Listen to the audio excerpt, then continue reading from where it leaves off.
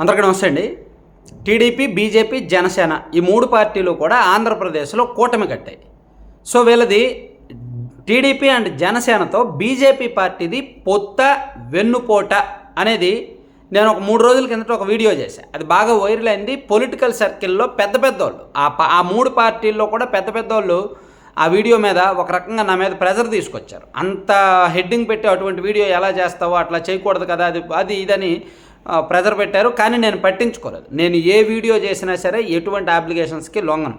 So నన్ను ఆ video ప్రైవేట్లో పెట్టమన్నారు, డిలీట్ చేయమన్నారు, వాళ్ళు హర్ట్ అవుతారు, వీళ్ళు హర్ట్ అవుతారు అన్నారు. నేను పట్టించుకోలేదు. ఎందుకంటే నేను ఆలోచించా, కరెక్ట్, ఆ అనాలిసిస్ కరెక్ట్ అని నేను 100% నమ్ముతున్నాను.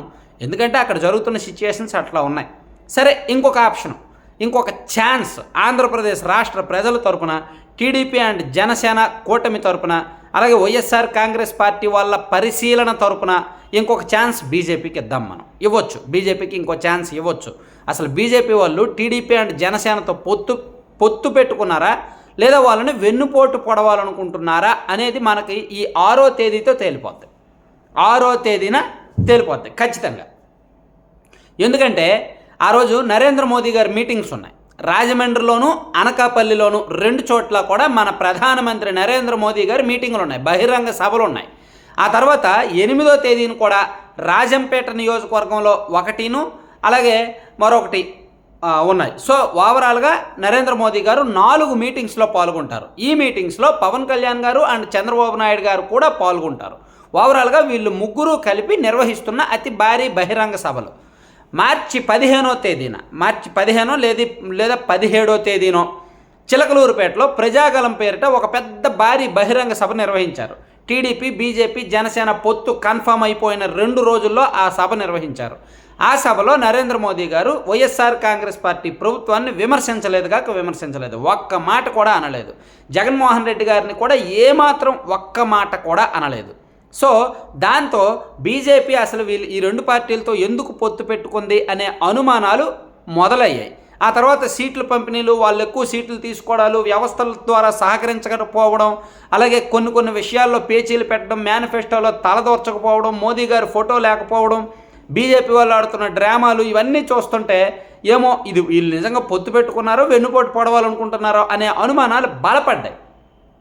సో అప్పుడు మొదలైన అనుమానాలు కేవలం బీజేపీ వాళ్ళ వల్లనే మొదలైన అనుమానాలు బీజేపీ చేస్తున్న యాక్షన్స్ వల్లనే బలపడ్డాయి. సో బలపడిన అనుమానాలు తొలగిపోవాలి అంటే బీజేపీ వాళ్ళ చేతుల్లోనే ఉంది, నరేంద్ర మోదీ గారి చేతుల్లోనే ఉంది. ఆయన 6వ తేదీన నిజంగా పొత్తు ధర్మం, పొత్తు అంటే ఏంటి, వీళ్ళు కూటమి కట్టారు. ఈ కూటమికి రాజకీయ ప్రత్యర్థి ఎవరు, జగన్మోహన్ రెడ్డి గారు. సో ఈ కూటమి తరపున ప్రచారానికి వస్తున్న నరేంద్ర మోదీ గారు జగన్మోహన్ రెడ్డి గారిని విమర్శిస్తే పొత్తు ధర్మమే, అది పొత్తే, వెన్నుపోటు కానట్టే. జగన్మోహన్ రెడ్డి గారిని విమర్శించలేదు అనుకోండి, అది వెన్నుపోటే, 100% వెన్నుపోటే. నేను కట్టుబడి ఉంటాను నా వర్డ్స్కి. ఎవరు దీని మీద డిబేట్కి వచ్చినా నేను నిరూపిస్తా, నేను చెప్తా, వాదిస్తా, విశ్లేషిస్తా.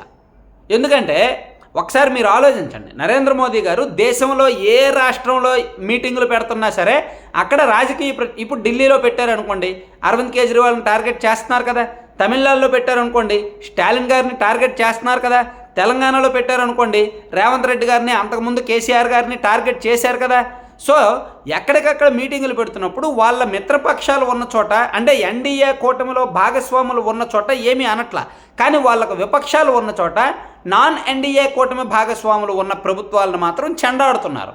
ప్లస్ వాళ్ళ మీద ఐటీ రైట్స్ చేస్తున్నారు, ఇబ్బందులు పెడుతున్నారు, చాలా ఈడీ, సిబిఐ, ఐటీ రకరకాలను ఉసుగొలుపుతున్నారు.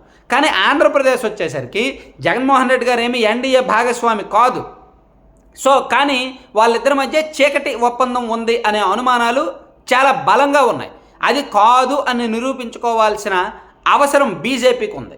అది కాదు, మేమేమి జగన్మోహన్ రెడ్డి గారితో సీక్రెట్ ఫ్రెండ్షిప్లో లేము, మాకు జగన్మోహన్ రెడ్డి గారు రాజకీయ శత్రువే అని ఈ రాష్ట్ర ప్రజల ముందు బీజేపీ ప్రూవ్ చేసుకుంటే అది బీజేపీతో పాటు టీడీపీ అండ్ జనసేనకు కూడా యూజ్ అవుద్ది, ఉపయోగపడుద్ది. బీజేపీ వాళ్ళు అలా ప్రూవ్ చేసుకోలేదనుకోండి, ఆ నష్టం బీజేపీకి ఉంటుంది, ప్లస్ టీడీపీ అండ్ జనసేనకు కూడా ఆ నష్టం భారీగా ఉంటుంది. బీజేపీకి ఏముంది, ఆంధ్రప్రదేశ్లో ఓట్లు లేవు, సీట్లు లేవు. వాళ్ళు కొండకు వెంట్రుకేశారు, పోతే వెంట్రుక, వస్తే కొండ. వాళ్ళకు ఓట్లు సీట్లు ఏమి లేవు. వీళ్ళతో పొత్తు పెట్టుకున్నారు. సో గెలిచారనుకోండి, 1, 2, 3, 4 ఎంపీ సీట్లు వస్తాయి, లేదా 2, 3 ఎమ్మెల్యే సీట్లు వస్తాయి. అదే వాళ్ళ సింబల్తో పోటీ చేస్తే గెలవరు కదా. సో కొండకు వెంట్రుకేశారు అంతే తప్ప.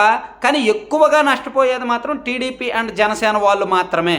సో అందుకే ఈ 6వ తేదీ లేదా 8వ తేదీతో నరేంద్ర మోదీ గారి స్పీచ్ పాయింట్స్తో మనం కన్ఫర్మ్ చేసుకోవచ్చు ఇది పొత్త వెన్నుపోట అనేది.